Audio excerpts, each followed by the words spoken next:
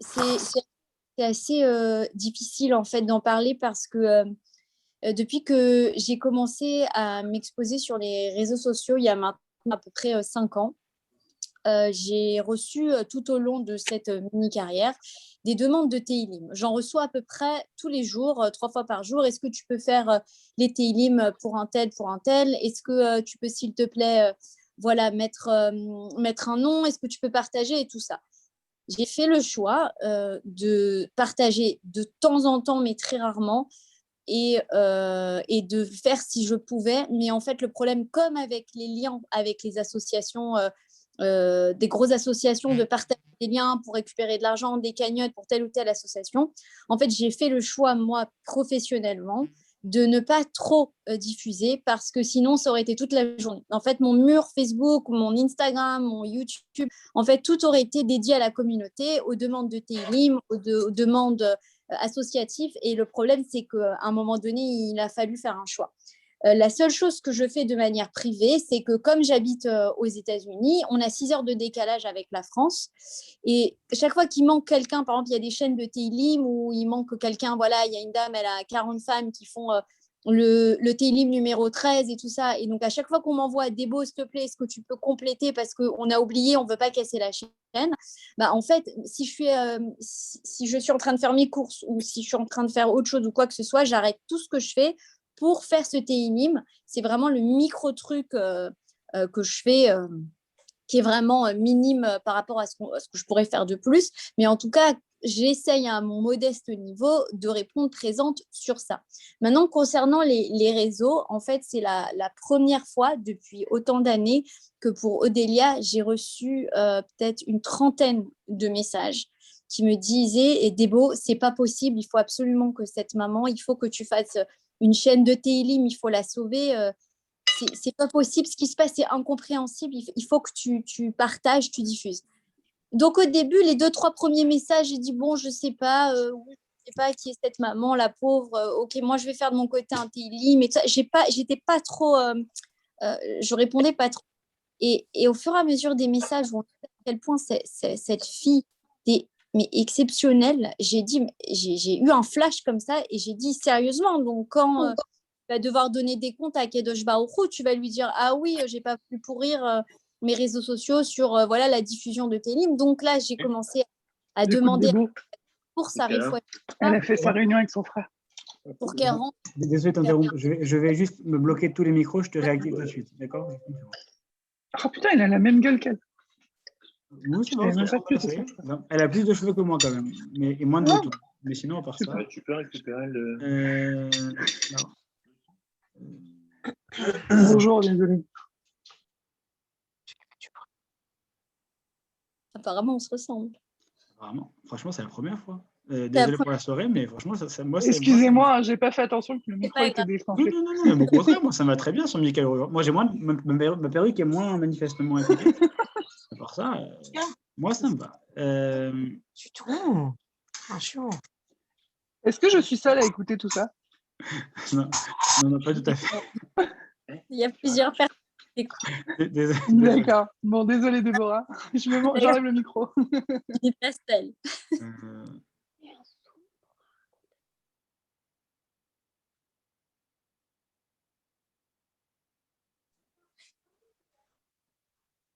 Déborah, si tu peux réactiver ton micro, c'est bon? C'est bon? Tu m'entends? Bon. Voilà, tous les autres sont coupés à part le tien. Ok, donc très bien. Donc voilà, pour avancer par rapport à ce que je disais, donc j'ai commencé à demander vraiment de faire des Teilim pour Sarah Foua Shelema et qu'elle rentre vite chez elle auprès de son mari et ses enfants. Et malheureusement, voilà, on le sait que non. Et quand j'ai appris la triste nouvelle samedi soir, j'étais complètement anesthésiée. Et ce qui est étrange, c'est que je ne vais pas faire ma juive de base. Ah, mais je la connaissais de un tel, de ci, de ça, de ça. Je ne la connaissais pas, mais il y avait une connexion qui fait que c'est nos Neshamot qui sont connectés ensemble. En fait, pas besoin de connaître une personne pour avoir de l'empathie pour elle ou pour ne serait-ce imaginer une seule seconde la tristesse qui peut envahir toute la communauté. Et je parle même pas en fait de son mari, de ses enfants. Je peux même pas imaginer en tant que maman en tant qu'épouse, comment c'est terrible ce qui s'est passé. Et il y a plusieurs personnes qui m'ont demandé, mais comment, en fait, on va faire pour nous, même si on n'est pas forcément de leur famille ou qu'on la connaissait, comment on va faire pour avancer et de s'en remettre parce que c'est trop horrible, c'est des choses qu'on ne comprend pas. On ne comprend pas, c'est pas comme si Chasvé Shalom, elle avait une maladie ou quelque chose, on ne comprend pas, c'est venu soudainement. Et comment faire? Est-ce que nos mots vont pouvoir mettre un pansement sur cette blessure? Et en général, les mots ne suffisent pas du tout et ça ne vaut pas grand-chose. La nouvelle, c'est qu'Hachem nous a donné deux pansements. C'est le temps. Le temps arrange beaucoup. Et on est toujours triste, mais un peu moins, parce que sinon, on ne pourrait pas survivre à tout ça. Et la consolation. Il envoie la consolation, ces deux médicaments de ce monde qui fait qu'on peut avancer, même si nous, on n'a pas du tout d'explication et on peut même pas comprendre. En fait, il n'y a pas. Donc, c'est pour ça que Nissim, je vais lui laisser la parole pour lui laisser le périlleux court pour essayer de trouver, pas une explication parce qu'on ne l'aura pas, mais au moins nous apaiser avec ce que Hachem nous a donné de plus important, c'est la parole. La parole, sa Torah, qui va peut-être nous aider, et surtout pour l'élévation de sa Neshama. Voilà, donc merci beaucoup de m'avoir écouté. Je te laisse la parole, Nissim. Merci, Déborah. Alors, d'abord, j'ai besoin d'abord de présenter mes excuses à l'avance. C'est un thème que je n'aurais jamais abordé en temps normal. D'abord parce que je trouve que c'est indécent. Voilà, disons-le dès le début. Je trouve que c'est indécent de parler de ce thème-là. Et je vais vous expliquer pourquoi j'en parle. Mais je trouve que c'est profondément indécent lorsqu'une personne décède de faire un cours sur le sens de la justice. Je vais vous expliquer pourquoi je trouve que c'est indécent. Parce que pour moi, ça revient à la même idiotie, je pèse mes mots, des personnes qui, au sortir de la Shoah ou un peu après, ont commencé à vouloir donner des explications. Je trouve que c'est une démarche qui est profondément idiote parce que c'est nier toute l'empathie et c'est nier en fait tous les sentiments que peuvent nourrir une personne. Du reste, la Torah, la Gemara, ne nous en demande pas autant. La seule chose que la Gemara nous demande, que la tradition nous demande, que la Halakha nous demande, c'est que lorsqu'on a une nouvelle terrible, c'est de dire Baruch Dayan Haemet. Déjà d'arriver à garder un lien avec Dieu, c'est déjà un gros effort. De là à dire qu'il faut trouver une explication, de là à dire qu'il y a trouvé un sens à la justice, je trouve que c'est particulièrement indécent. Maintenant, pourquoi est-ce que c'est important d'en parler? D'abord, et ça me permet de pouvoir exprimer un sentiment, d'abord parce que il y a quelque chose qui me met en colère. Alors, je ne le montre pas forcément, je n'ai pas beaucoup dit, voilà. Mais une colère qui est véritable, c'est que j'ai commencé à voir sur les réseaux sociaux des personnes qui ont dit « c'est arrivé parce que ». Et quels que soient les mots qui vont sur le parce que, ça me donne envie de prendre mon écran et de le jeter par la fenêtre. C'est-à-dire que n'importe quel parce que qui vient après est une preuve,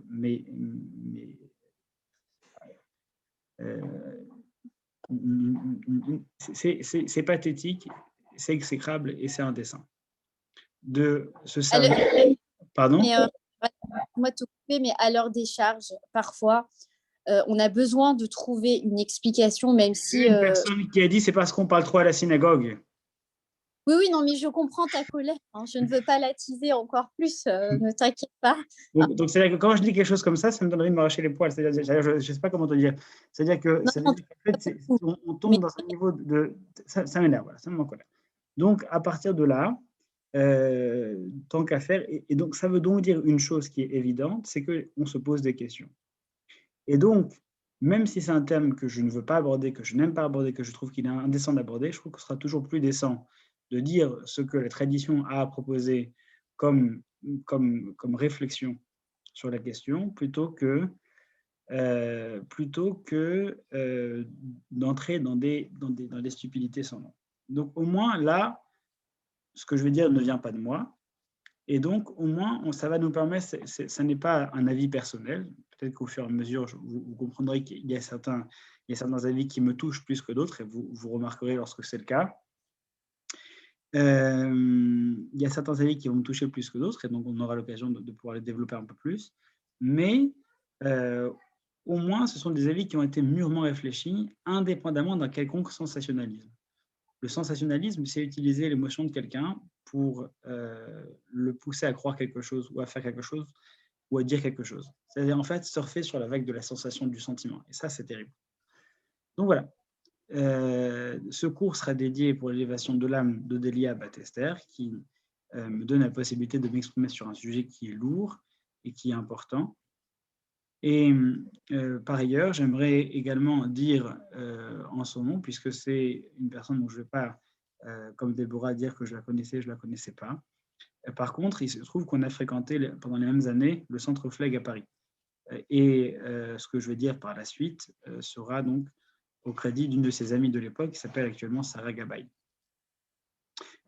qui a été particulièrement touchée, peinée, et qui m'a rappelé à quel point déjà il y a 10 ans, lorsqu'on fréquentait ce centre, il y a plus que 10 ans maintenant, elle était particulièrement d'une part discrète, et elle était d'autre part toujours conciliatrice. C'est-à-dire elle voulait toujours gommer les différences, les peines, elle voulait gommer les colères, faire en sorte de les faire disparaître. Et ça, c'était 2 traits de caractère dans lesquels tout le monde va pouvoir la retrouver. Ceux qui l'ont connue, en tout cas, et qui nous écoutent ce soir. Par ailleurs, il est vrai qu'on se trouve dans une situation où le tragique de la situation nous fait poser beaucoup de questions. Je pense évidemment à vous, cher Rav Daniel Zekri, qui avait perdu une fille, et c'est pour ça que je tiens à préciser que en aucun cas, les mots qui vont suivre ne sont là pour donner une quelconque justification. C'est simplement pour dire, voilà, c'est une sorte de liste des réflexions qui ont été apportées par nos sages et que j'aimerais vous transmettre. Certains m'ont touché plus que d'autres. Alors, il y a une première chose à savoir quant à cette question qui est fondamentale. Elle est prise extrêmement au sérieux. C'est peut-être, et je pèse mes mots, et vous allez comprendre pourquoi, c'est peut-être la question la plus lourde que la tradition juive ait à traiter. En tout cas, ça fait parmi des questions les plus lourdes. On a non seulement plusieurs passages du Tanakh qui en parlent, on a en plus de ça un livre entier qui en parle dans le Tanakh, et en plus de ça, nous avons même des passages dans le Talmud, on le verra tout à l'heure, certains penseurs qui pensent que ce qui va contribuer à couper le lien entre Hachem et les hommes, c'est cette question-là.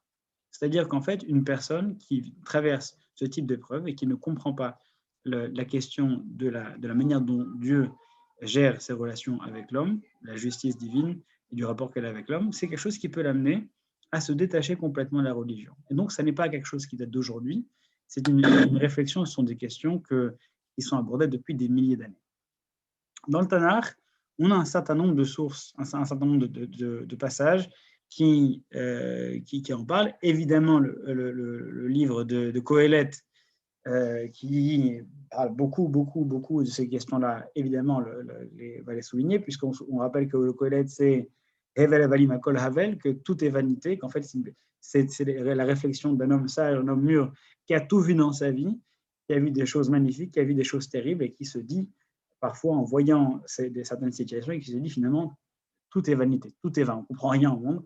Il y a des choses, en fait, les mots sont vains, les sentiments sont vains, on arrive à une sorte de sentiment de lassitude qui va provoquer ce Hevel global. Tout est vain, c'est-à-dire qu'en fait, tout ce qu'on voit, ça disparaît, et rien n'est palpable, rien n'a de sens vraiment.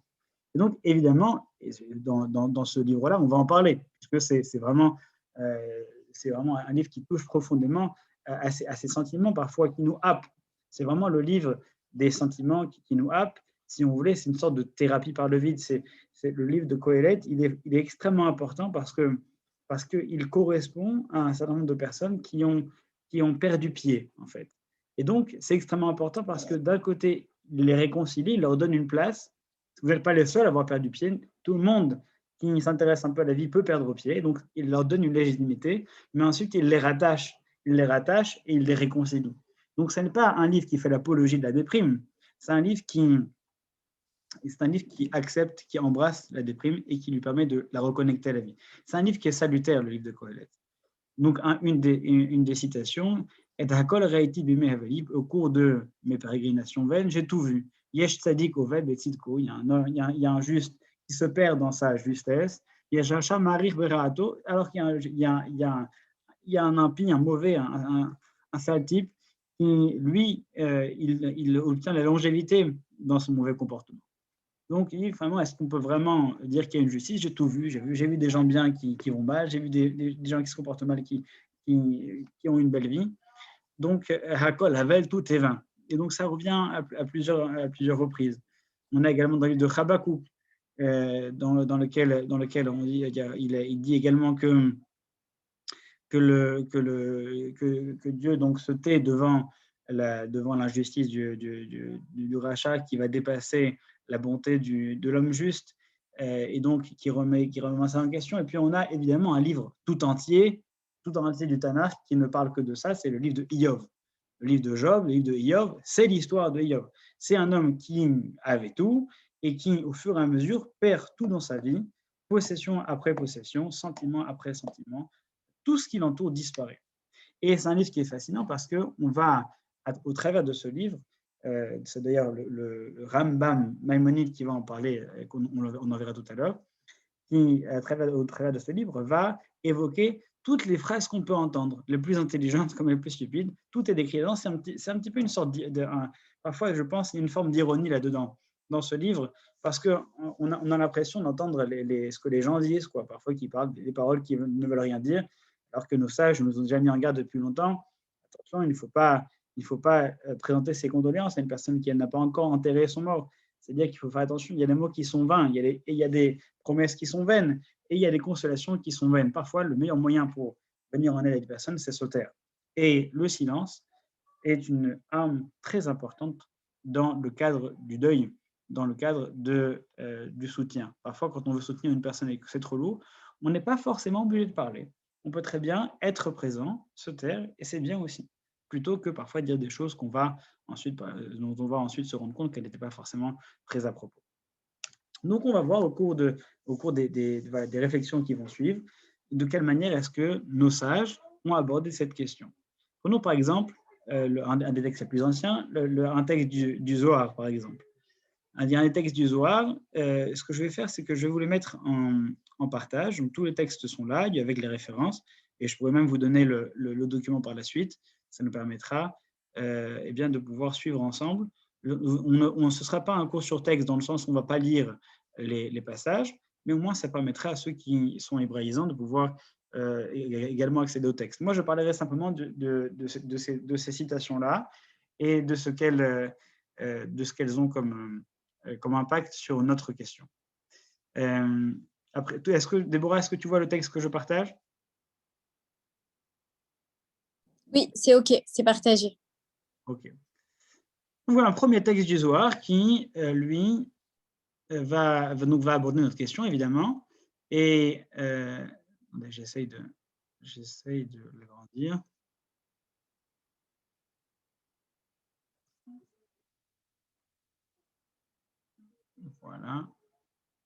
Voilà. Donc, un premier texte du Zohar qui, lui, dit qu'effectivement, il y a eu beaucoup. C'est une question qui a fait couler énormément d'encre. Et qui repose, donc systématiquement, tous les textes vont reposer la question que j'ai posée, c'est-à-dire la question qu'on nomme dans le jargon rabbinique Tzadik verarlo, Racha vetovlo, littéralement, le juste auquel il arrive du mal et le mauvais auquel il arrive du bien. C'est une question qui est fondamentale. Donc, on va voir dans quelques instants pourquoi est-ce qu'elle est autant fondamentale. En tout cas, le Zohar, lui, donne une première approche. Je vais résumer simplement pour que ne pas soit trop long, je vais simplement résumer les approches au fur et à mesure. Je conclurai avec une du Mertav Eliyahu qui est particulièrement intéressante et en tout cas qui, moi, me touche un peu plus.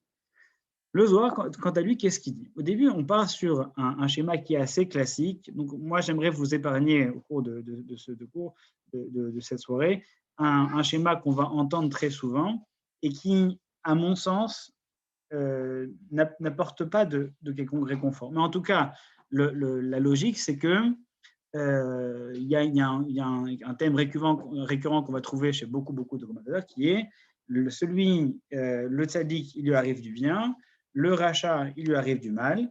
Si le tzaddik lui arrive du mal, c'est parce qu'il y a quelque chose de mal qu'il a peut-être à expier, ou alors il y a quelque chose de mal qu'il a peut-être fait.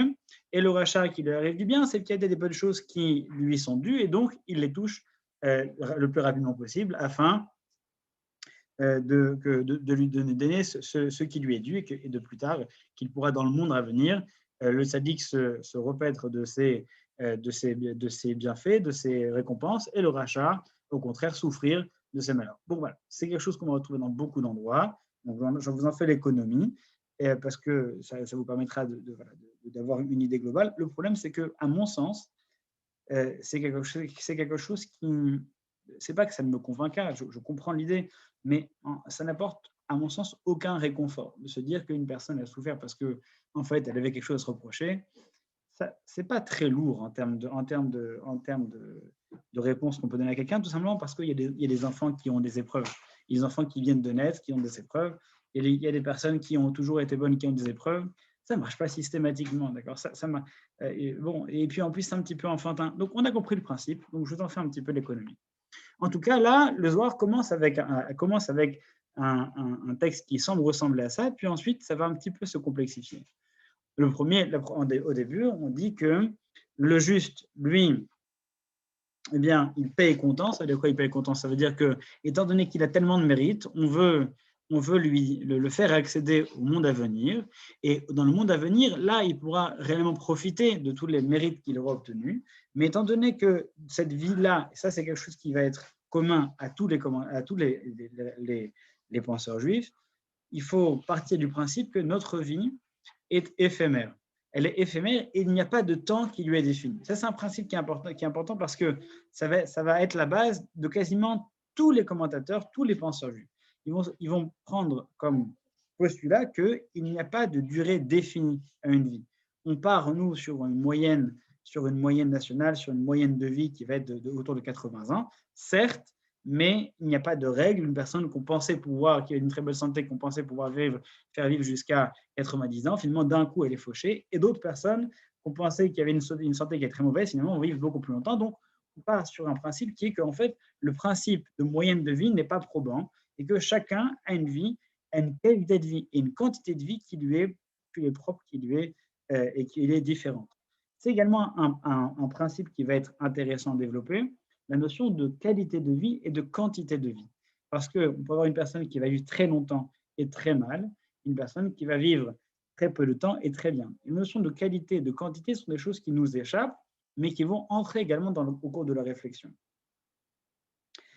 Donc, ce que le Zohar va dire, c'est que Tzadik verra lo, Racha et Pavlo, le juste, lui, va accéder à une vie qui, elle, est éternelle, donc qui est beaucoup plus longue, qui est beaucoup plus importante. Et pour arriver à accéder à cette vie qui, elle, va être pour lui une source de réconfort qui est beaucoup plus importante que cette vie qui est très courte, qui est finie, donc très courte, eh bien, on préfère le lui retirer lorsqu'il y a un quelconque démérite, et il n'existe personne qui n'ait pas eu des démérites. On préfère faire en sorte de lui retirer de la qualité ou de la quantité de vie qu'il a pour équilibrer le déséquilibre qu'il a créé en fautant. Et donc, à partir de ça, il redeviendra complètement, entre guillemets, immaculé et pourra accéder au monde à venir en étant complètement libéré de tout cela. Bon, ok, comme vous l'avez compris, c'est pas quelque chose qui va, moi, en tout cas, me convaincre, mais c'est un texte qui est important, fondamental, et qui va être fondateur. À l'inverse, le rachat, lui, il reçoit, à l'inverse du tzaddik, les petites choses qu'il a fait de bien, plutôt que d'arriver dans le monde d'après et donc ne pas payer pour les conséquences des fautes qu'il a commises, alors tous les crédits qu'il a, on va les lui donner dans ce monde-ci, et ensuite, dans le monde à venir, eh bien, il devra rendre compte pour ce qu'il a fait. Bon. Maintenant, pourquoi est-ce que je vous cite ce texte du Zohar? Parce qu'il est intéressant par rapport à la suite. Parce qu'il dit que, en fait, il y a certaines situations où le tzaddik va être un catalyseur pour l'ensemble de ceux qui l'entourent. Alors, on peut le comprendre de manière un peu classique, c'est-à-dire que lorsque la situation est désespérée, certains tzadikim vont être plus touchés que les autres. Pourquoi? Parce qu'on arrive dans une situation qui est tellement grave, qui est tellement désespérée que lorsqu'on va prendre une personne qui a un nombre de mérites incalculable, cette personne-là, si le fait de la toucher à elle, eh bien, disons que son lien avec Dieu va être tellement important que la faire souffrir à elle, ça, en fait, équivaudrait à faire souffrir un nombre incalculable de personnes à sa place, parce qu'elle est tellement bonne, cette personne-là, tellement juste, qu'en réalité, ce déséquilibre qu'on va créer en la faisant souffrir, ça va effacer tous les autres déséquilibres qu'il aurait créés par les autres personnes. Première lecture, mais il me semble qu'on peut lire également autre chose, et ça m'intéresse un peu plus, parce qu'effectivement, une personne qui est un tzaddik, c'est une personne qui est juste. C'est une personne qui inspire. En fait, on a une image des tzaddikim, je me remets un peu, on a une image des tzaddikim qui est le tzaddik qui est avec la grande barbe, ou la tzaddiket qui est avec le grand, etc.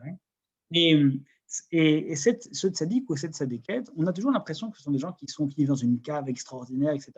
Alors qu'en réalité, le tzaddik, il y en a plusieurs formes, et celui qui est peut-être le plus courant, c'est celui qui est sur le modèle d'Aaron. La qualité d'Aaron, c'est de savoir lier les gens entre eux et les lier à Kadosh Baruch Hu. Et ça, c'est quelque chose que beaucoup de gens font, sans pour autant en avoir le moindre crédit, de savoir inspirer les gens. Beaucoup de gens inspirent les autres, sans pour autant avoir un quelconque crédit. Ce sont des gens extraordinaires. Non, on peut être une personne simple et s'attacher et avoir des gens qui s'attachent à nous, inspirer des gens de manière simple. Eh bien, le tzaddik, effectivement, c'est celui qui se comporte de manière juste, et c'est celui qui va faire en sorte que les gens soit vont se lier à elle, à cette personne, soit s'attacher à cette personne. Un petit peu sur le modèle du chassidisme, on a le Rav qui va voir, le Rav qui va voir le Rebbe et ses chassidim qui sont autour. Là, on a un tzaddik, c'est une personne qui crée du lien.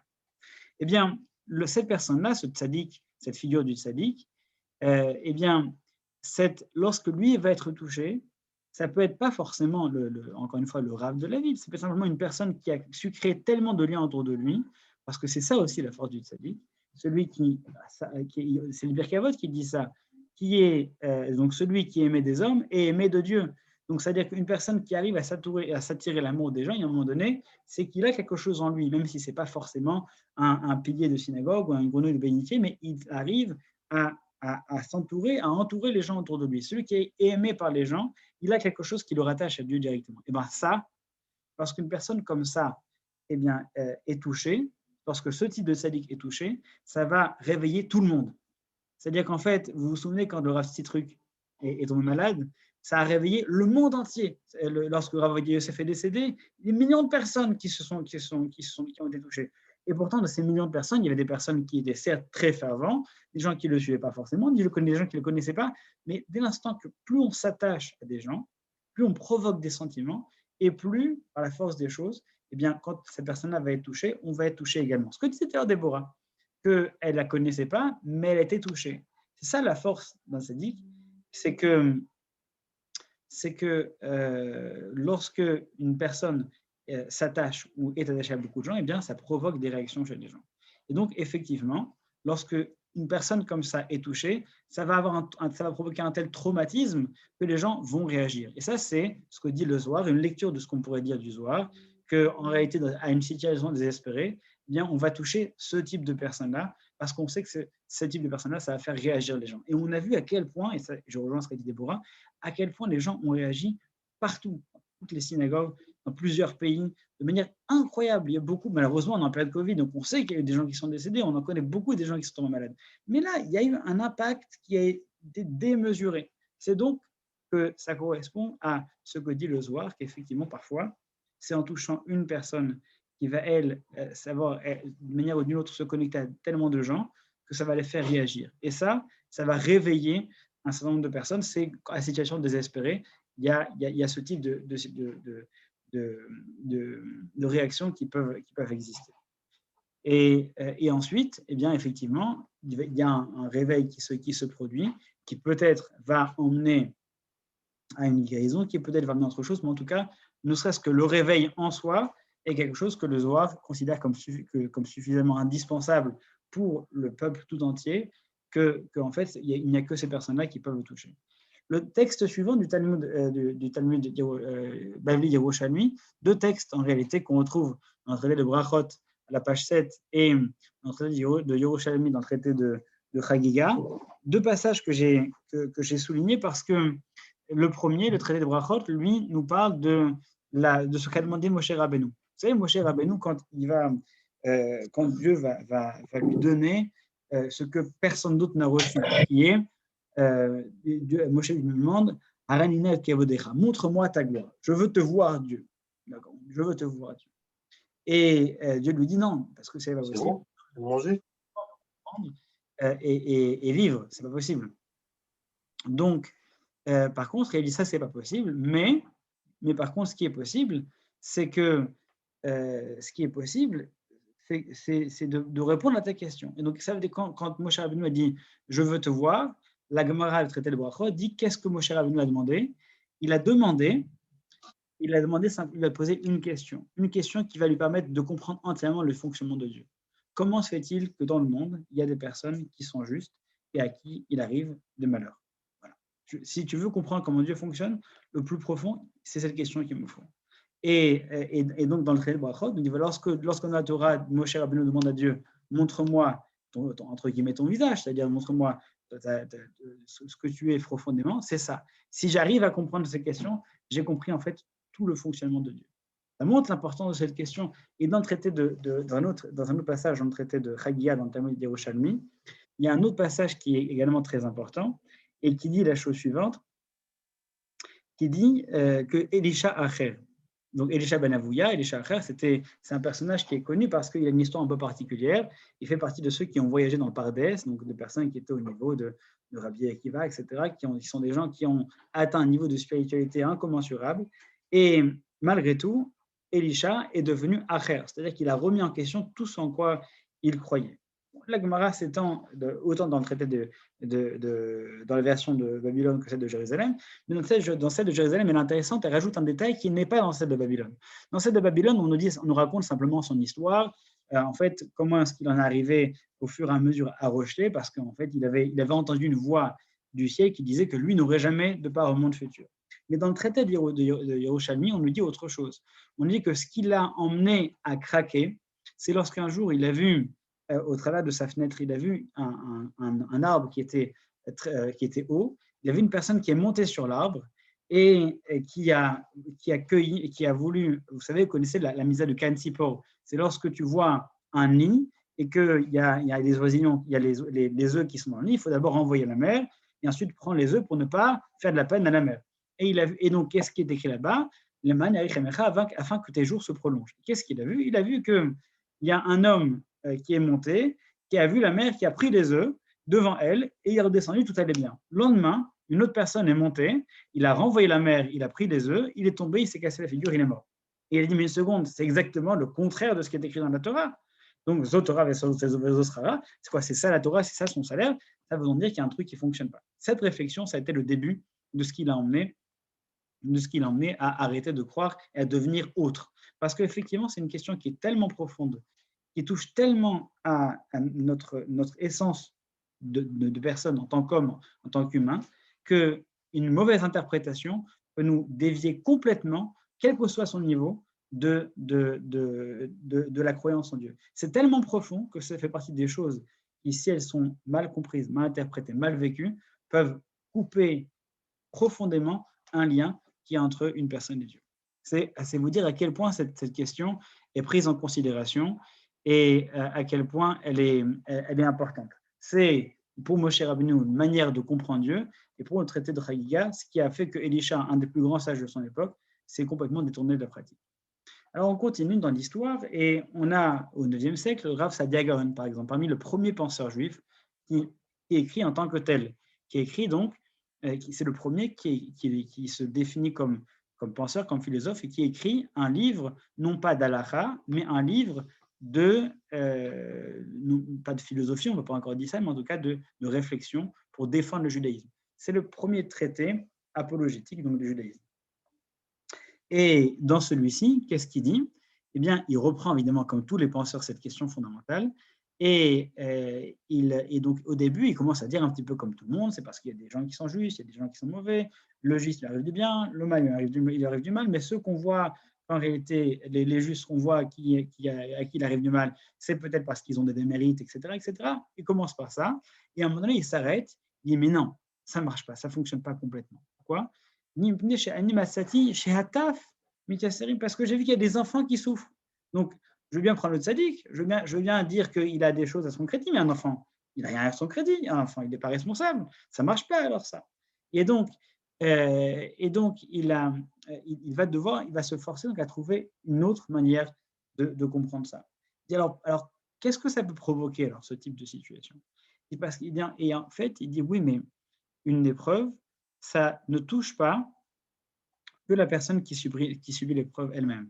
C'est-à-dire qu'en fait, pour comprendre cela, il faut comprendre quelque chose de fondamental, qui est quelque chose qui est extrêmement difficile à accepter, quelle que soit la personne qu'on perd du reste.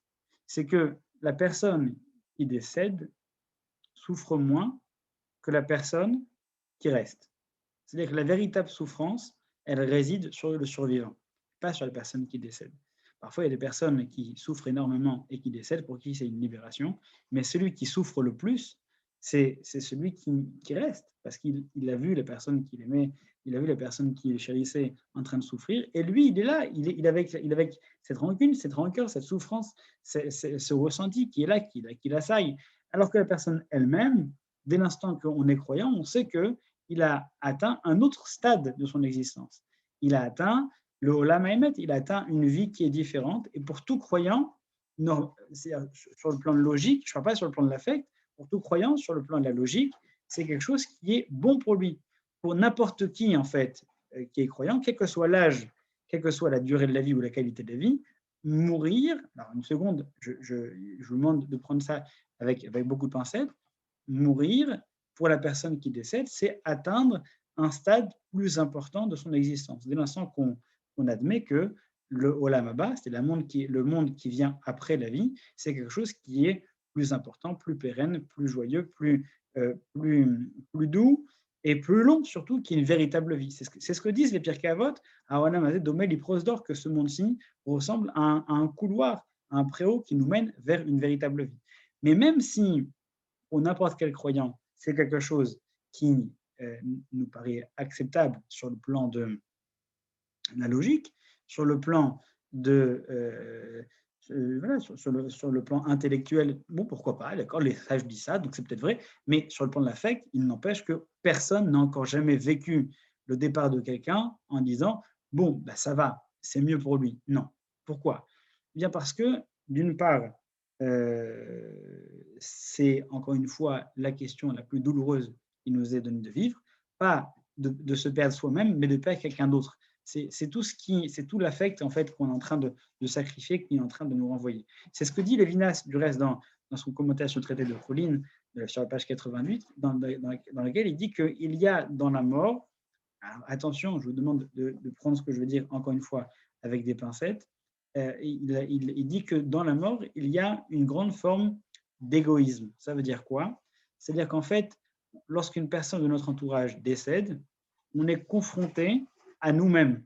C'est qu'en fait, on est confronté à nos peurs, à nos angoisses, à notre rapport à la mort. On n'est pas concentré sur ce que lui, il vit, parce qu'on ne sait pas ce qu'il vit, ou alors en tout cas, on a des témoignages, mais on n'est pas capable de se projeter dans ce qu'il vit lui, en tant que personne, la personne qui décède, son âme, ce qu'elle fait, mais on est renvoyé vers nous-mêmes.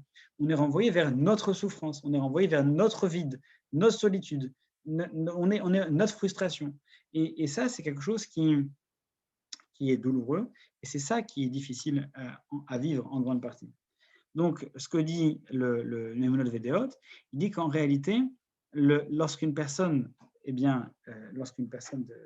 touchée par l'épreuve, on ne parle pas forcément de décès. Le décès, c'est ce qu'il y a de plus tragique, mais sans aller jusque-là. Une épreuve, quel que soit le niveau, et plus l'épreuve est difficile, et plus c'est difficile à accepter, mais en tout cas, lorsqu'une personne est touchée par une épreuve, alors il y a la manière que lui a de vivre son épreuve et la manière dont ses proches ont de vivre cette épreuve qui va avoir une influence sur tous ceux qui l'entourent. C'est-à-dire que lui-même, le tzaddik, lorsqu'il reçoit une épreuve, il va donner une leçon à ceux qui l'entourent. Ça veut dire qu'on a vu des personnes, notamment beaucoup, par exemple le Sridesh, ou de personnes, on parlait il y a quelques mois de la rabbinite en Grèce, des personnes qui ont vécu des choses, mais de la manière dont elles l'ont vécu, dont elles y ont survécu et dont elles l'ont intégré à leur parcours de vie, eh bien, ça va irradier autour d'eux. Cette épreuve qu'ils vivent va irradier de manière positive s'ils le vivent positivement ou de manière négative s'ils le vivent négativement.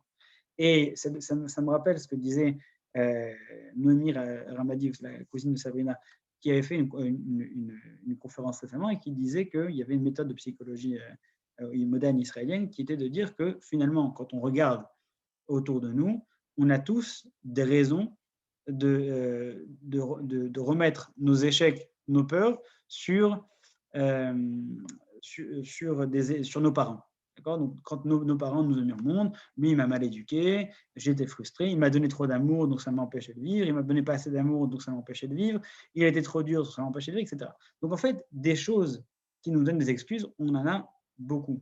Mais il y a des personnes qui arrivent, malgré les épreuves, à se servir de ces épreuves-là pour devenir des personnes encore plus grandes. Et ça, c'est de la force intérieure que nous avons. Elle parlait notamment d'une personne qui avait des parents qui étaient héroïnomanes et qui aurait pu avoir toutes les excuses pour dire que sa vie était fichue. Et c'était deux sœurs qui avaient vécu tous les traumatismes possibles et imaginables d'enfants d'héroïnomanes et qui ont finalement décidé de créer des centres de réhabilitation pour les telles personnes. Donc finalement, l'épreuve, elle va être identique pour beaucoup de gens, mais la manière dont on va réussir à la surmonter, ça va avoir un impact qui va dépasser largement la personne. Donc, ce que dit le Rav Sadia Gaon, lorsqu'il arrive aux personnes pour lesquelles on ne peut pas expliquer, en fait, on n'a aucun moyen d'expliquer quoi que ce soit, eh bien, il fait malgré tout remarquer qu'il y a autour de l'épreuve, il y a la réaction de ceux qui vont vivre l'épreuve et la réaction du survivant donc, peut irradier, peut illuminer par la manière dont il va réagir ou inversement. En fait, ce qu'on pourrait dire, c'est que même si on peut, dans le développement qu'on a, dans le développement classique de l'épreuve et de la souffrance ou de la réussite d'une personne qui ne mérite pas, même si on peut tirer une récompense d'une épreuve qui nous a grandi, le Rav Sadia Gaon dit que ça ne peut pas être que ça, parce que les épreuves touchent aussi des personnes qui ne peuvent pas en tirer quelque chose. C'est pour ça qu'il est obligé de dire que oui, mais en fait, il n'y a pas, dans une épreuve, il ne faut pas considérer que la personne qui est touchée elle-même, mais tout ce qui l'entoure et tout son champ lexical, toutes les personnes qui vont être touchées. En fait, une épreuve, il ne faut jamais la considérer que par la personne, il faut considérer toutes les ramifications, tout ce que ça va provoquer. Ensuite, il y a un peu plus tard dans l'histoire, le Rambam et le Ramban. Je vais d'abord dire le Ramban et ensuite le Rambam, c'est assez amusant parce qu'ils vont quasiment s'opposer frontalement. Le Ramban nous rappelle un certain nombre de textes, notamment, donc encore une fois, Kohelet et d'autres textes dans lesquels le Shlomo HaMelech se heurte frontalement. Il a fait une liste d'ailleurs des citations dans lesquelles il en parle. Et donc, la seule réponse qu'il a à donner au fait que la vie est dure et qu'il y a des choses terribles qu'on ne comprend pas, c'est qu'il y a parfois des justes qui souffrent en apparence.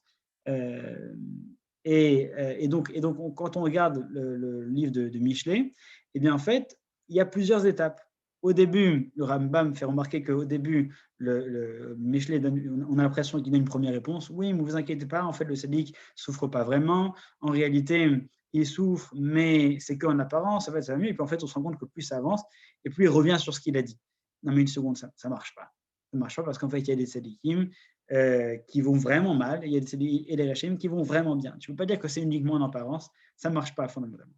Alors, du coup, le Michelet lui-même va revenir sur ce qu'il va dire, et il va, dans le Kohelet notamment, il va dire que finalement, la première approche qui était un petit peu facile, dire que c'est une approche qui est un petit peu vaine.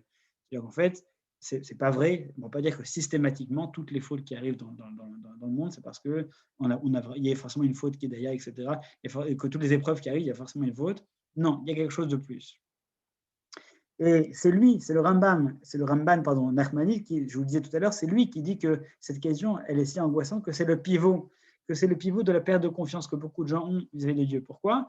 D'après lui, c'est ce qui a fait que les philosophes grecs vont justifier donc une perte de confiance et une volonté de créer une autre philosophie pour répondre à cette question, pour expliquer le décalage qu'il y a entre le comportement des hommes et la récompense de Dieu. Il y a des gens qui se comportent bien et Dieu ne leur rend pas. Ça veut donc dire que Dieu n'est plus dans ce monde. Ça veut donc dire qu'il est plus aux petits soins. Ça veut donc dire qu'il ne fait pas attention aux gens. Et donc, ça justifie la rupture qui va mener à la création de la mythologie grecque. Et même pour lui, d'autres religions vont le créer à cause de la même question, qui est que si Dieu était là parmi nous, eh bien, il nous jugerait différemment. Pour lui, c'est ça le pivot de ce que les gens vont se détacher. Alors ensuite, il continue, donc il se repose cette question, et il redonne pour lui d'abord la première réponse qu'on a déjà donnée, qui est qu'en réalité, le tzaddik est une personne qui va profiter du monde à venir, mais qu'en réalité, il est aujourd'hui ici-bas, il peut fauter, il peut être puni même sur les petites fautes de manière terrible, mais ensuite, il va dire quelque chose d'autre qui est intéressant, qui ne va pas beaucoup développer, parce qu'il va le développer de manière beaucoup plus prolifique ailleurs, qui est qu'il fait référence à une autre manière, une autre forme de rétribution ou une autre forme de logique dans l'épreuve. Et il va dire, mais tout cela, ça ne concerne que les personnes qui pourraient être punies ou récompensées par rapport à des choses qui ont été faites, et ça ne parle pas des Yisurim Shel Ahava. Et là, on aborde un autre monde. Là, on ne sait pas de quoi il parle. C'est cette histoire des Yisurim Shel Ahava. Ce sont des épreuves d'amour. Alors là, on tombe des nues parce qu'encore une fois, on essaye de rester objectif dans la réflexion. Une seconde. Tu es en train de me dire que c'est possible qu'une personne va te faire du mal parce qu'il t'aime.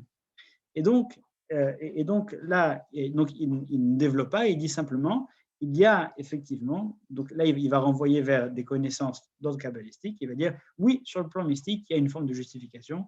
Et plus on est proche de Dieu, et plus on va être amené peut-être dans certaines situations, à avoir des épreuves, mais qui sont liées justement à notre condition, un petit peu comme Abraham qui a eu autant d'épreuves, mais parce qu'il était dans une dimension qui était quasiment, il tutoyait Dieu, c'est-à-dire en fait que il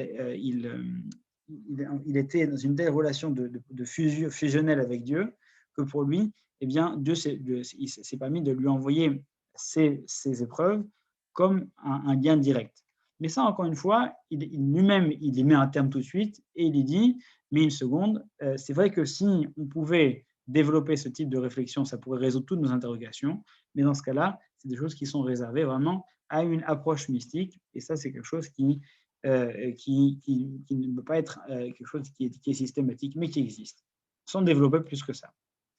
Et il y a par contre, on va voir dans un instant, le Moré Nevochim du Rambam, qui lui est à l'opposé exact, qui est intéressant, ne serait-ce que dans ce qu'il apporte sur le plan intellectuel. Le Chovot HaLevavot, quant à lui, de Bachya Ibn Pakda, qui lui analyse plutôt, s'intéresse toujours quasiment à la psychologie, parce que lui s'intéresse aux sentiments des gens. Littéralement, Chovot HaLevavot, ce sont les devoirs du cœur, c'est-à-dire ce que les gens ressentent et la manière qu'on a de contrôler ces émotions, ou en tout cas de les aborder. Et lui, il dit plusieurs choses. D'abord, il fait une liste d'une dizaine de citations, comme par exemple dans Jérémia, dans lequel il dit Madoua, Derer et Sharim, pourquoi est-ce que les impies, pourquoi est-ce que les gens mauvais réussissent dans le livre de Chabakouk, ou alors dans le livre des Teilim, le livre de Malachi. Bref, il fait toute une liste de citations dans lesquelles on se pose la même question, comment c'est possible qu'on puisse accepter une logique dans laquelle on voit des gens, une logique qui ne nous correspond pas, qu'on ne comprend pas, parce qu'il y a des gens qui réussissent alors qu'ils font le mal et des gens qui payent alors qu'ils font le bien. Donc, après avoir dit toute cette liste-là, et avoir rappelé des différents textes qui existent, il dit quelque chose qui est extrêmement important. Il dit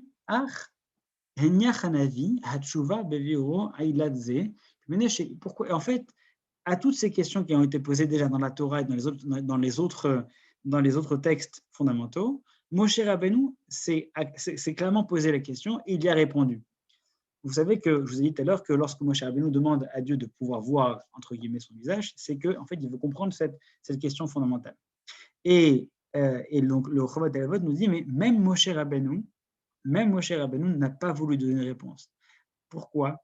Parce qu'il a compris il a dit la raison, l'origine de cette réaction qui est différente entre une personne et une autre, entre un rachat et un autre. Tout ce que nous, on va définir comme une bonne personne, comme une mauvaise personne, comme une bonne réaction, comme une mauvaise réaction, tout cela, ça va dépendre d'un certain nombre d'éléments de valeur qui nous échappent complètement. Et en réalité, quand on va vouloir comparer deux situations et deux vies, c'est ce que j'avais dit au début, c'est qu'en fait, la vie d'une personne, la qualité de vie, la quantité de vie, les types des épreuves qu'on a, d'une personne à une autre, c'est incomparable.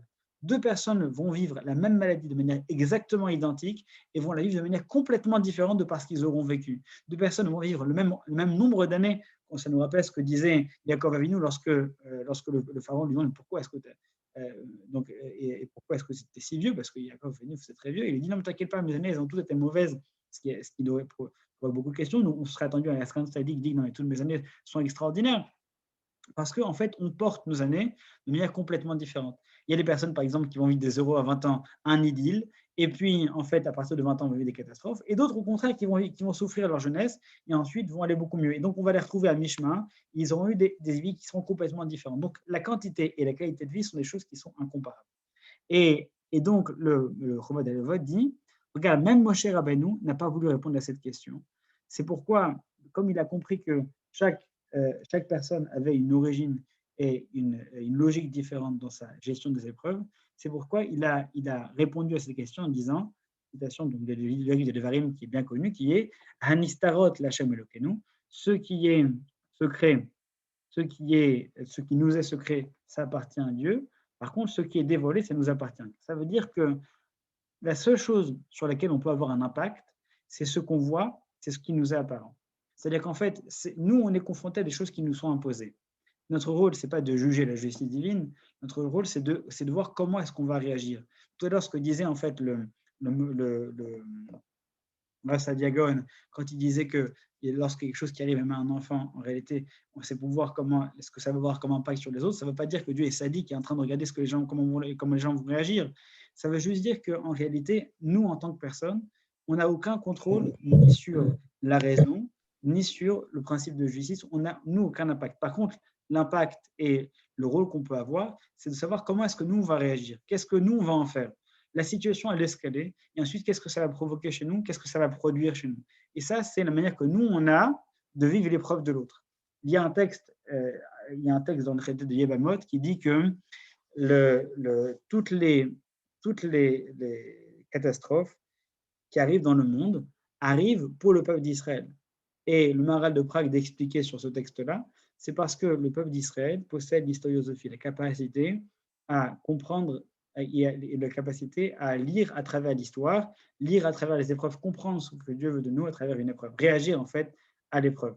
Et donc en fait, il y a la personne qui vit l'épreuve, il y a son entourage, et ce que ça provoque chez les gens. Effectivement, on peut dire que dans notre cas à nous, ça a provoqué quelque chose qui est disproportionné. Mais ensuite, il va y avoir ce que ça va produire par la suite, de quelle manière est-ce que nous, on va réagir.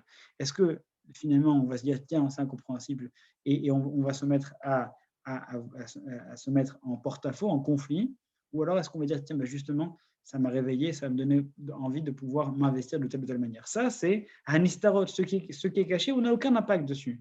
L'aniglot, par contre, ce qui nous est apparent, ce qui nous est les données qui nous sont apparues, ça, c'est des choses sur lesquelles on peut avoir un impact. De quelle manière je vais pouvoir venir en aide à la famille, de quelle manière je vais pouvoir réagir positivement, en fait, de quelle manière je vais pouvoir me réveiller face à quelque chose qui me trouble. Ça, c'est ce que dit le Chovat Alavot. Maintenant, j'en arrive au Moreh Nevorim, qui est une perle. Une perle parce que ça nous donne un coup de fouet dans notre manière de voir les choses. Un véritable coup de fouet. Le Moreh Nevorim, donc, comme vous le savez, c'est le guide des égarés écrit par le Rambam au XIIIe siècle. Et lui dit, à propos du livre de Iyov, dont j'ai parlé tout à l'heure, lui, il dit que Iyov donc, subit des choses terribles, il perd sa famille, dans sa globalité, dans son ensemble, il souffre, et il a toujours trois conseillers qui viennent lui dire des choses. Parfois, ils lui viennent pour lui faire la morale, parfois, ils lui viennent pour le réconforter, etc. Donc, il a Eliphaz Hatémani, Eliphaz le Yéménite, on a Bildad et on a en fait Sofer. Et donc, on a ces trois personnes-là qui vont les trois réagir.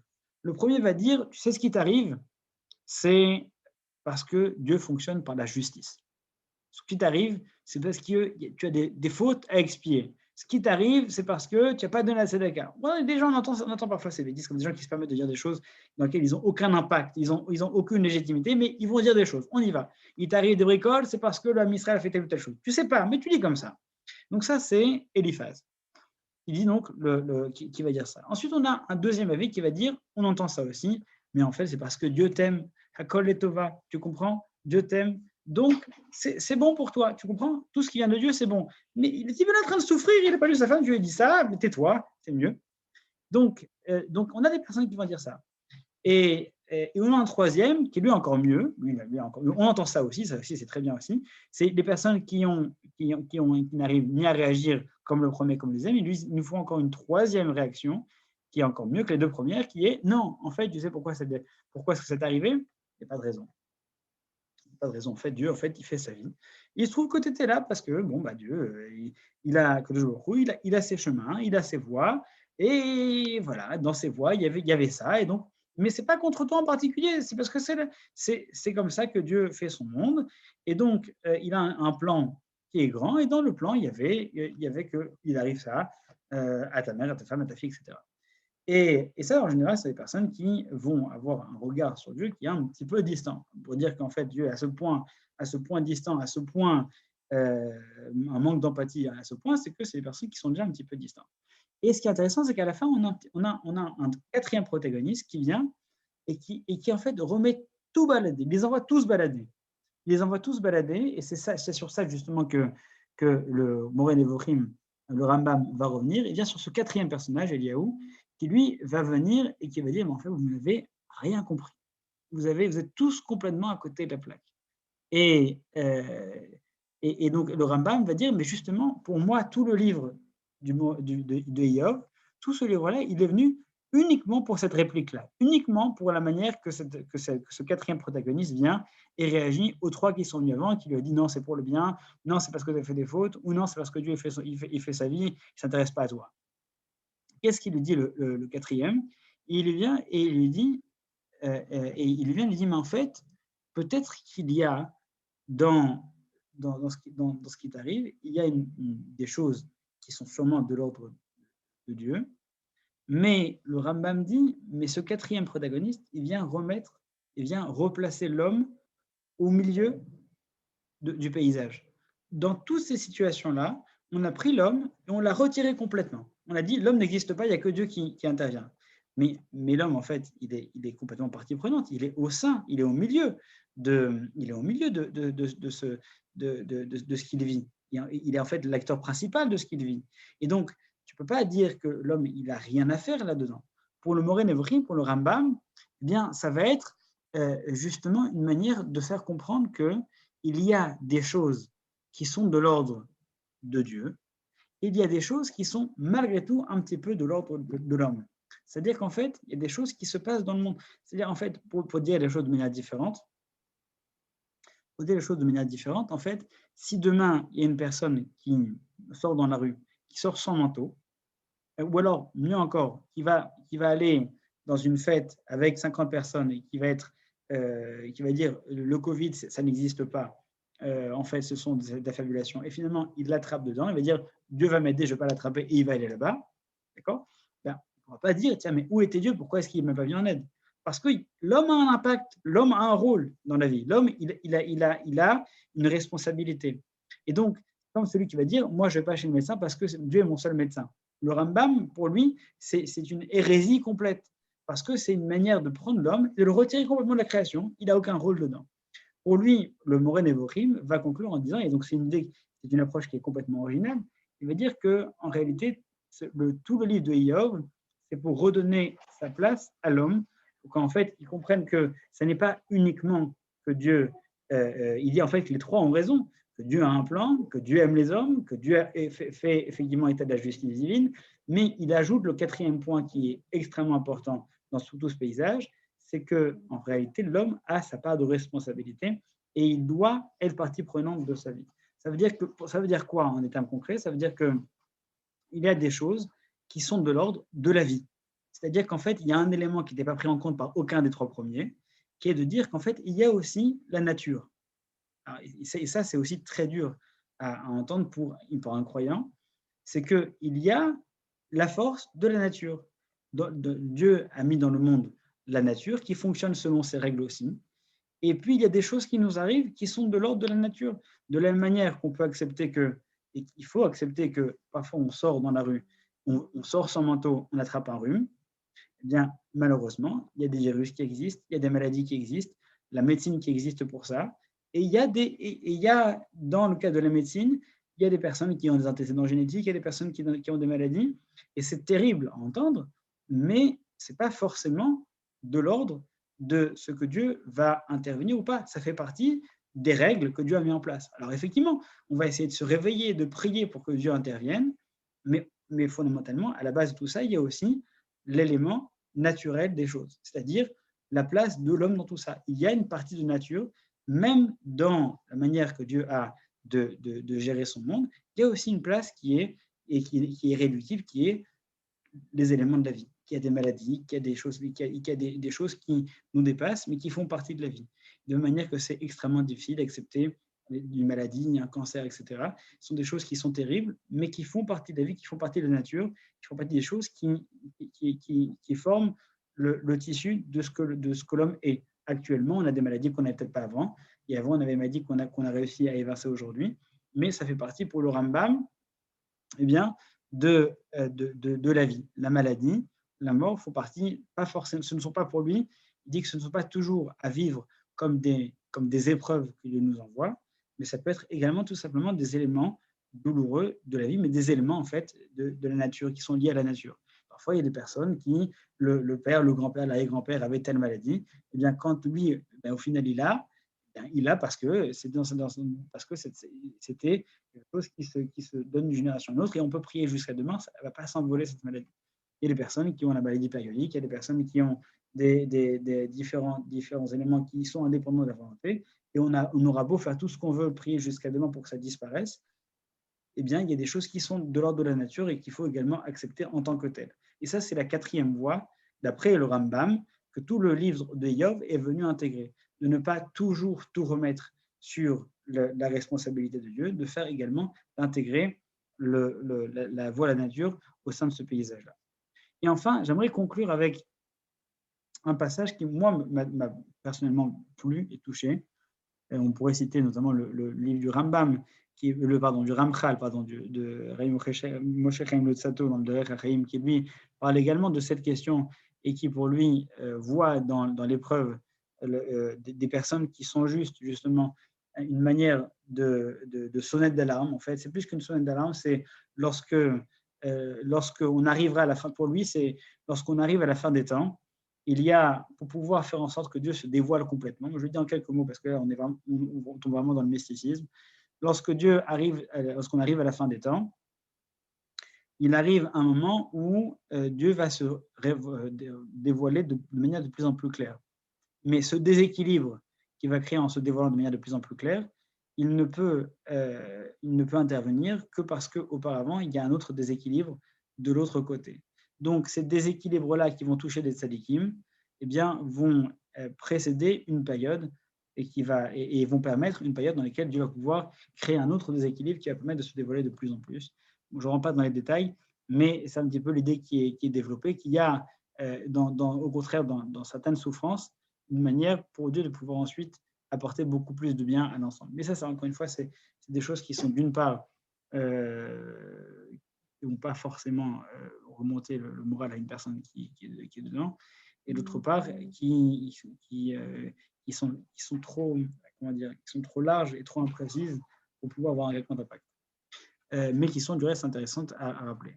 Je vais juste maintenant conclure avec le Mirtav Meliaou du Rav Yehuda Esler, qui est, à mon sens, celui qui a le commentaire qui est empreint de plus d'humanité dans la manière qu'on a de vivre nos épreuves. Donc, je vous le repartage et ensuite on pourra discuter, pour ceux qui le souhaitent, des différentes thématiques qui ont été abordées. Alors, voilà. Donc, le Mirtav Meliaou, lui, part d'un principe que j'ai déjà rappelé tout à l'heure, qui est que la base du croyant, du juif, c'est de savoir que notre but dans ce monde-ci, c'est d'arriver dans le monde d'après. Alors, c'est aux antipodes de la manière qu'on a de vivre, mais il dit, en fait, le but dans ce monde-ci, c'est d'arriver au monde d'après. Alors, on pourrait très bien se dire, bon, dans ce cas-là, il suffit de mettre un terme à sa vie, on arrive au monde d'après. Ou mais non, parce qu'en fait, il s'agit de vivre sa vie pour arriver au monde d'après, mais pour pouvoir en profiter. Mais pour en profiter, il faut arriver à vivre cette vie-là, qui n'est pas facile, qui est une vie qui n'est pas facile, qui est différente d'une personne à une autre, qui n'est pas facile, mais c'est le fait de la vivre et d'en sortir vainqueur, d'en sortir grandi, qui va nous faire mériter, en fait, qui va nous faire exister et mériter d'avoir pu teinter l'âme divine qui est en nous, d'une humanité qu'on aura développée au cours de notre vie. Et donc, tout croyant sait que c'est par ses actions que dans ce monde-ci, il aura le mérite de pouvoir accéder au monde à venir. Le monde à venir, c'est vraiment le but. C'est la vie, c'est une vie durable, une vie longue, la vraie vie. Chaim Haimitim, Chaim Nisraim, une vie éternelle, d'accord, qui est de meilleure qualité et qui forcément de plus longue durée. Et surtout, qui est une vie qui donne accès à au Meusharim, à une forme beaucoup plus évoluée de bonheur. Cela dit,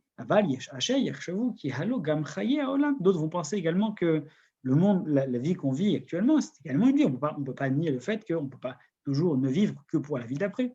On est là dans ce monde-ci, on doit profiter de ce monde-ci. Ce monde-ci, ce monde-ci est aussi un monde. Cela va donc provoquer inévitablement des questions plus profondes, plus fondamentales, comme celles qu'on a déjà citées. Pourquoi celui-ci a une vie heureuse, celui-ci a une vie de souffrance, celui-ci est un homme valeureux, il a des épreuves, celui-ci est un homme immoral, mais il jouit d'une vie festive, une vie qui nous apparaît comme bien meilleure. Et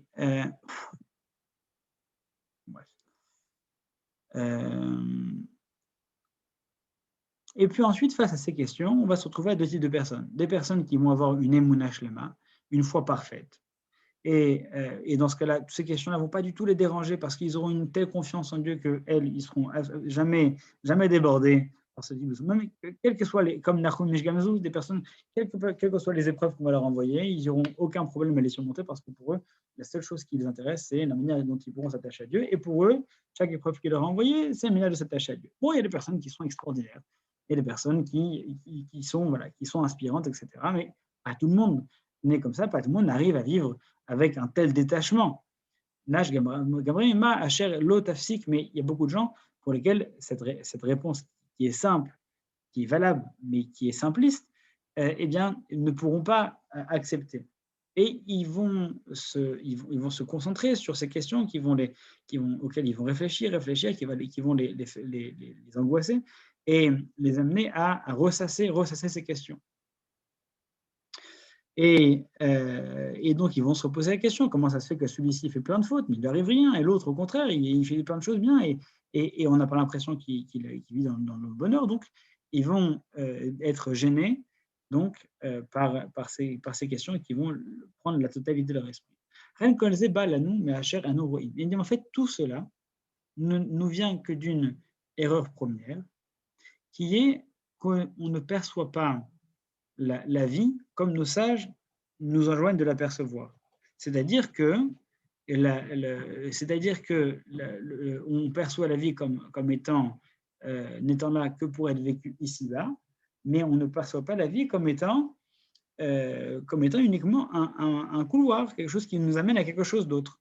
Évidemment, si une personne vivait la vie en se disant qu'en réalité tout cela n'est que éphémère et qu'en réalité tout ce qui m'arrive, les souffrances, la vie, les amours, etc., tout ça, ça n'est que éphémère et qu'en réalité on n'est là que pour s'investir pour après, toutes les questions disparaissent. Parce qu'évidemment, tout ce qui se passe ici, c'est rien, ça va durer 10, 20, 50, 100 ans, et après ça disparaît, et après on a une vie infinie. D'accord. Il n'empêche qu'on est humain. Hein. Chacun pense comme il peut, comme il peut, et ensuite on essaye bien de se poser les questions avec notre esprit, avec notre esprit cartésien. On a des preuves, on a des choses autour de nous et on construit autour de ça. On n'est pas tous dans une spiritualité illimitée. Donc, effectivement, nous, dans nos textes, on a de texte des Pirkei Avot qui dit que ce monde-ci ressemble à un préau qui nous permet d'entrer dans un palais, dans quelque chose dans la véritable salle qui nous attend, et qu'en fait, tout ce que l'on fait dans ce monde n'a pour but que de nous amener à cela. Et donc, à partir de là, ça simplifie beaucoup, beaucoup la vie. Mais il se trouve que ce n'est pas si facile parce qu'on a, au cours de notre vie, on a beaucoup de choses qui sont mises dans ce monde pour nous attacher à lui, c'est-à-dire pour nous faire disparaître l'importance de ce qui vient après, de le rendre quasiment périphérique, anecdotique, ouais, ce qui viendra après, on verra bien, hein, et ce qui est bien quelque chose après. Et donc, ce qui nous est promis nous apparaît comme périphérique, anecdotique, et la seule chose qui nous importe, c'est la vie actuelle, la vie de maintenant. Et plus on avance, plus on s'ancre dans la vie de maintenant, et plus on a des doutes, parce que plus on a des doutes sur la vie à venir, et mieux on peut vivre sa vie dans le présent. Au contraire, plus on a une certitude sur le monde à venir, et en fait, et moins on est angoissé par le présent. L'un et l'autre vont ensemble.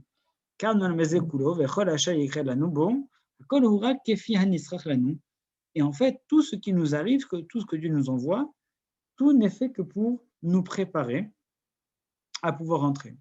Et ça, c'est quelque chose qui est important parce que en réalité, ça veut donc dire que ça rejoint ce qu'on disait au début, que la quantité de vie et la qualité de vie, c'est quelque chose qui ne peut pas être comparé d'une personne à l'autre, tout simplement parce que chacun a un chemin différent.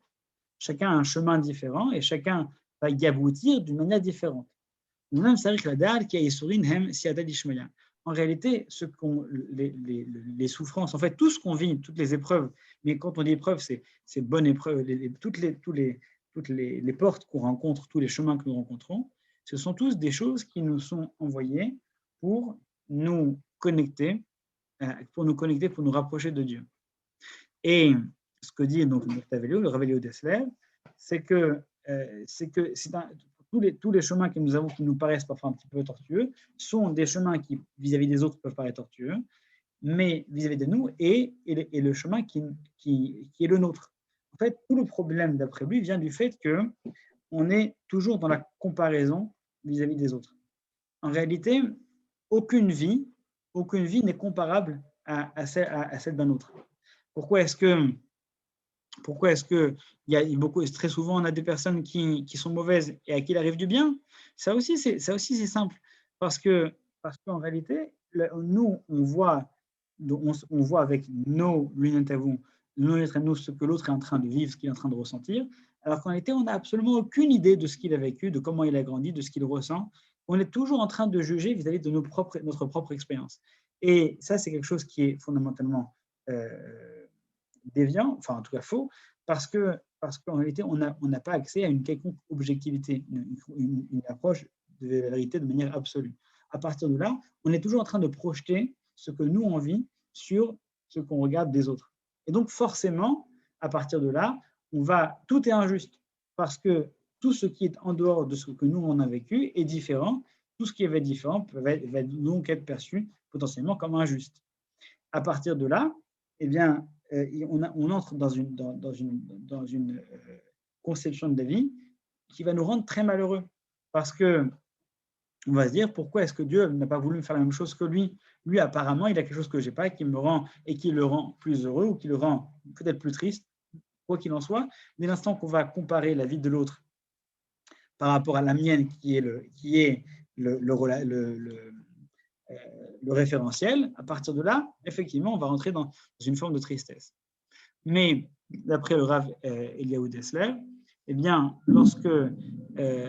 pourquoi est-ce qu'il y a des personnes pourquoi est-ce que parfois Dieu va se comporter avec une personne de manière positive ou négative? Il dit, c'est un petit peu comme une personne, comme un élève qui fait face à son élève, un maître qui fait face à son élève, et en fait, il a chacun une relation vis-à-vis d'un autre qui est différente. Avec un, il va savoir que pour lui, le moyen de le faire revenir, ça va peut-être être de lui donner quelque chose. L'autre, ça va être de lui enlever quelque chose. L'autre, ça va être de Dieu. L'autre, ça va être de nous. Il y a une relation qui est unique, différente avec chaque personne. Peut-être qu'avec certains, eh bien, effectivement, il va il va d'abord être dur et puis ensuite, il va se rendre compte que finalement, c'est une personne de laquelle il ne va pas tirer grand-chose. Bon, mais ce qui est intéressant, c'est ce qui va suivre. Mais en réalité, toute cette logique-là, ça ne fonctionne que pour les personnes qui ont des vies, on va dire, dans la moyenne, dans le sens où ils ont eu des hauts, ils ont eu des bas, voilà, on peut se poser ces questions-là. Il dit, mais par contre, ça ne répond pas aux questions qui sont beaucoup plus dures et beaucoup plus fondamentales. Lama yeshmi shenolad chole vechadme. Pourquoi il y a des personnes qui naissent malades? Tu parles d'une personne qui a fait quelque chose, il a une épreuve. Mais il y a des personnes qui naissent, il y a des personnes qui ont des maladies génétiques, il y a des personnes qui quand ils sont enfants, ils ont des choses qu'ils n'ont rien demandé. Il y a des enfants qui naissent prématurés, il y a des personnes qui naissent avec des problèmes cardiaques dès leur naissance, avec de l'asthme. Comment est-ce que tu peux dire qu'il y a un quelconque rapport à la justice là-dedans ou un quelconque rapport à la bonté ou à la colère ou à la justice? Ça ne marche pas. Dès l'instant qu'on parle d'un enfant qui est né comme ça ne marche pas. Et il va répondre donc en disant une idée qu'on a déjà abordée tout à l'heure, qui était que, en fait, il n'y a pas de standard. Il n'y a pas de standard. C'est-à-dire que de la même manière, il dit qu'on peut très bien admettre qu'un enfant naisse avec des capacités intellectuelles différentes. Voilà, il y a des personnes il est né comme ça, il a des capacités intellectuelles différentes, d'autres ils vont avoir des capacités physiques différentes, d'autres ils vont avoir des capacités émotionnelles différentes. Il n'y a pas de moule unique, ça n'existe pas. Donc, de la manière qu'on peut accepter qu'une personne a des capacités intellectuelles, émotionnelles, physiques, physiologiques différentes, alors il va y avoir, de manière générale, des vies différentes d'une personne à une autre. Et dans ce cas-là, évidemment que d'une personne à une autre, il aura des épreuves, ou en tout cas des épreuves, une vie, un chemin, qui va lui être adapté à lui dans sa perspective. En fait, c'est quelque chose qui remet toute la notion d'handicap, par exemple, au centre de nos vies. Nous, parfois, on se pose la question de l'handicap, on se pose la question en disant, mais pourquoi est-ce que lui, il est né différent? Non. En réalité, c'est pourquoi est-ce que c'est pas que lui il est différent, c'est pourquoi est-ce que nous on est né différent de lui. En fait, il n'y a pas de normes. D'après cette manière de comprendre les choses, il n'y a pas de standard et il n'y a pas de manière de naître ou il n'y a pas de manière de mourir, il n'y a pas de manière de vivre, il n'y a pas de normes. Chacun il vit avec ce que Dieu lui a donné. Et donc, il dit, c'est vrai que lorsqu'on a entendu cette logique-là, alors on peut se poser une question qui est une question qui est assez logique, mais dans ce cas-là, alors pourquoi est-ce qu'on est nés tous différents? Si tu dis qu'effectivement il n'y a pas de normes, et qu'il y a une différence, chaque être est unique, est différent, et il a son chemin, et il a son challenge, et il a ses aspirations, et il ne faut pas regarder ni à droite ni à gauche, parce qu'en fait, on est face à nos propres vies, nos propres frustrations, échecs, réussites, aspirations. Et donc ça, c'est quelque chose qui met un moi unique. Dans ce cas-là, on peut se poser la question, mais pourquoi est-ce qu'on n'est pas nés tous avec les mêmes facultés? Ce ne serait pas mieux d'avoir des personnes qui vont avoir les mêmes standards? Ce serait plus simple, ne serait-ce que pour pouvoir se fixer vis-à-vis de l'autrui. Et donc, il va répondre à ça en disant que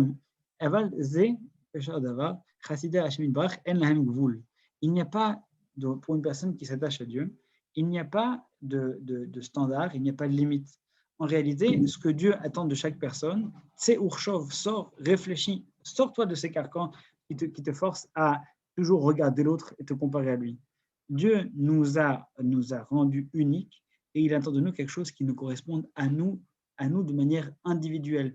Moi en tant qu'homme, moi en tant que femme, moi en tant qu'Américain, en tant que Français, en tant que Tunisien, en tant que survivant d'une catastrophe, d'un accident de voiture, de tout. En fait, chacun va vivre avec son chemin et ses choix qu'il va produire. Et ensuite, on n'a pas le droit de vouloir lui imposer ma vision des choses ou alors d'imposer sa vision des choses à la mienne. Et donc, et ensuite il va aborder la question de la norme, ça aurait été mieux d'avoir une norme globale, et répond, mais non, pas du tout. Parce que le but dans la vie, ce qui va nous faire accéder au monde à venir, c'est la manière dont on va s'attacher à lui. Et en fait, il n'y a que ça qui compte. En fait, dès l'instant qu'une personne vient au monde et jusqu'à sa mort, tout le but, toute la difficulté dans sa vie, ça va être, malgré les épreuves qu'il aura, malgré les choses qu'il verra au cours de sa vie, d'arriver à se dégager du doute qui est ambiant, qui le fixe à ce monde, parce que c'est grâce au doute qu'on existe dans ce monde-là qu'on peut s'attacher à la matérialité, à l'aspect visuel des choses, parce que si on était entièrement spirituel, en fait, on se détacherait complètement du monde. Mais donc, eh bien, lorsqu'une personne vit dans ce monde-là, elle est attachée à lui, eh bien, c'est ça qui va devoir accepter, embrasser, voire combattre parfois pour lui permettre de pouvoir s'attacher à Dieu. Et pourquoi est-ce que Dieu ne nous a pas fait identiques? Eh bien, c'est parce que le Rav Léo Dessler compare ça en fait à un roi qui a une cour et en fait, imaginons que le premier, c'est toutes les mêmes personnes, on a des clones, on a 100 000 clones. Donc le premier arrive et donc grandit de la même manière, avec les mêmes parents, avec les mêmes épreuves, avec les mêmes doutes, et donc il va atteindre la fin de sa vie, et à la fin, donc, il aura réussi ou pas. Le second, il regarde le premier comment il a fait, il a les mêmes parents, les mêmes épreuves, les mêmes doutes, les mêmes douleurs, il regarde le second et il fait un peu mieux. Le troisième, il y a un moment donné, lorsque tout le monde a fait exactement la même chose, les mêmes parents, les mêmes doutes, les mêmes expériences, à un moment donné, tous sont confrontés exactement à la même vie. Donc, il n'y a plus d'individu, il n'y a plus d'unicité de l'homme, l'homme n'a plus de caractère unique, il n'est plus différent de l'autre. Et c'est justement notre différence de celui qui est à côté ce qui me rend unique, c'est ça qui va me permettre de développer une relation qui est complètement unique à Dieu. C'est-à-dire, c'est parce que je suis unique que j'ai le mérite de développer cette relation qui me rend complètement unique, qui me rend complètement différent. Qui va ensuite me donner un mérite ou un démérite pour pouvoir accéder ensuite dans le monde à venir à quelque chose qui me correspond. En fait, au cours de notre vie, on va avoir un objectif, ça va être de se comprendre soi-même et de pouvoir se développer suffisamment soi-même pour pouvoir ensuite teinter l'âme qui est en nous, c'est-à-dire l'aspect de Dieu qui est en nous, et lui donner une parcelle de ce que je suis, de mon esprit, de ma psyché. C'est ça qui va me rendre unique. Si on nous avait tous fait de manière identique, à un moment donné, on aurait été donc des standards, des clones, et donc sans relation personnelle. Et là, c'est ce que dit le Rav Léo Dessler, c'est que c'est parce que Dieu, justement, veut nous donner la possibilité d'être unique, veut nous donner la possibilité de nous différencier, qui nous permet de vivre différemment. Donc ça, c'est la vision que moi, qui m'a particulièrement touché dans ces différentes manières de voir les choses, qu'en réalité, les épreuves que nous traversons et le rapport qu'on a vis-à-vis de la justice, c'est tout simplement parce qu'on est formé par des standards. Et qu'en réalité, chaque instant de vie n'est pas un instant qui est gagné, qui nous est acquis, c'est un instant qui est gagné. Ce n'est pas quelque chose qui nous est acquis. En fait, personne ne sait combien de temps il vivra, avec quelle qualité il vivra, qui va l'entourer. Chaque instant est unique et doit être perçu comme tel. Et ça, c'est ce que dit le Rav Léo Dessler pour répondre à la question de Tzadik Veralo et Racha Vetovlo, qui est un homme juste, à qui il arrive des choses mauvaises, un homme mauvais auquel arrivent des choses bonnes. D'abord, tu ne sais pas qui est mauvais, tu ne sais pas qui est bon. Tu ne sais pas ce qui est bon pour la personne, tu ne sais pas ce qui est mauvais. Tu ne sais même pas combien de temps il vivra, tu ne sais même pas s'il vit bien, est-ce que ça provoque en lui. Donc, tout le concept de justice, et c'est d'ailleurs un commentaire très, très intéressant qui avait été dit par Simon Wakil sur Facebook, et qui disait le principe même de justice, c'est quelque chose que nous, on définit. Ce n'est pas la justice de Dieu, c'est nous qui définissons la justice. On dit que Dieu est injuste par rapport à notre justice. Mais notre justice, elle est basée sur des éléments qui nous sont complètement arbitraires. Et donc, on n'a aucun élément de comparaison, on n'a aucun élément absolu, et c'est sur ce manque de rapport à l'absolu qu'on va essayer de commencer à juger des choses.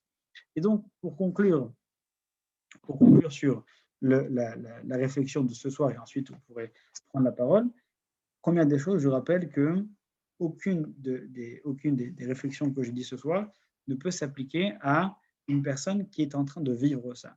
Quelque chose qui jamais vous m'entendrez dire à une personne qui a vécu quelque chose de traumatisant, et malheureusement, il m'arrive souvent de procéder à des enterrements dans ces configurations, jamais vous m'entendrez dans un espèce dire c'est pour telle ou telle raison. Jamais, c'est absurde. Lorsqu'une personne est dedans, la moindre des choses, c'est le moindre des respects, c'est de l'accompagner sans pour autant avoir un élément de jugement de valeur, c'est très mauvais.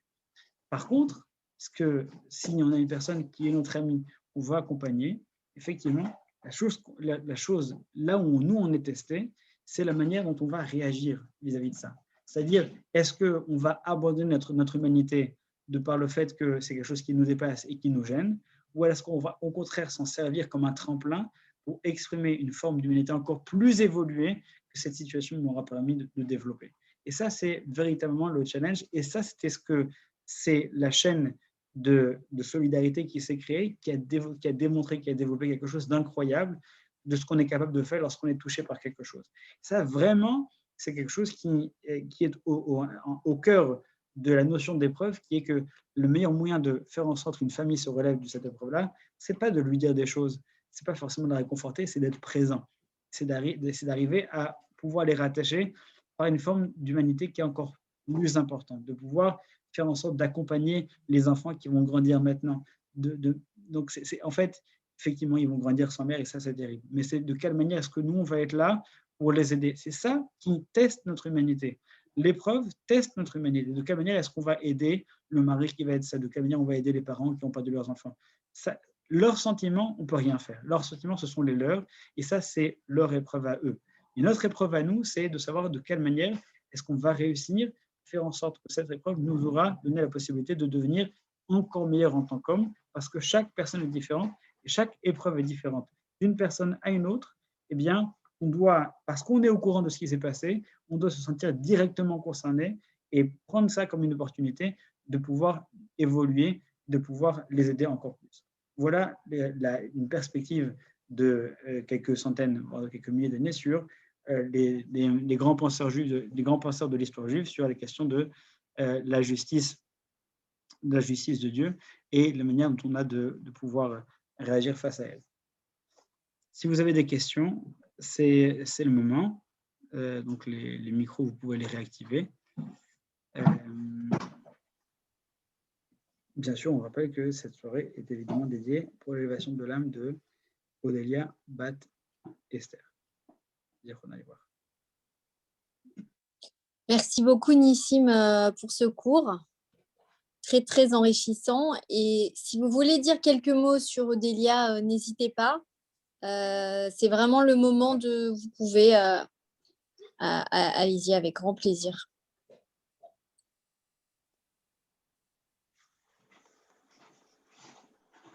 Attendez, je vais remettre...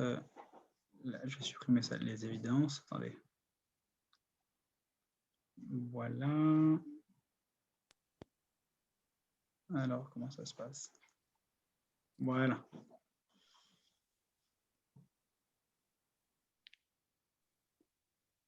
La galerie, affichage.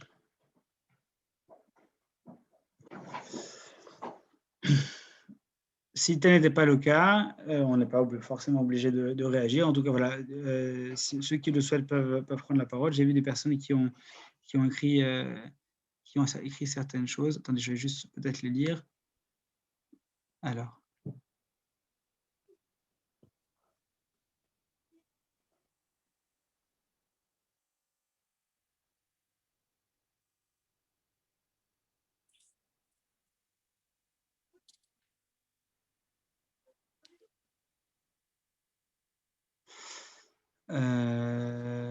Alors, attendez, je regarde juste les personnes qui témoignent de leur soutien à la famille et des personnes qui disent effectivement qui confirment le fait que, quelle que soit la manière qu'on a d'être attaché à Dieu, je ne vois pas les personnes qui écrivent, donc je ne sais pas qui a écrit quoi, mais en tout cas, il y a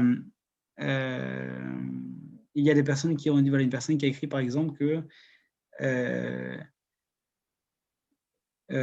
voilà, qu'effectivement, malgré l'aspect logique effectivement de ce qu'on disait, que la réaction de l'entourage de l'autre sadique qui est jugé sévèrement, etc., chose qu'on a déjà entendu, mais après un événement comme celui-ci, malgré la mouna qu'on peut avoir, eh bien, on est vraiment tellement bouleversé que parfois on se demande si Dieu existe vraiment. Et voilà, c'est un cours qui était attendu. J'espère avoir peut-être répondre en tout cas à une partie des interrogations qui ont pu être posées. En tout cas, Excusez-moi. pardon? Oui, excusez-moi, je voulais savoir si on pouvait récupérer l'enregistrement du cours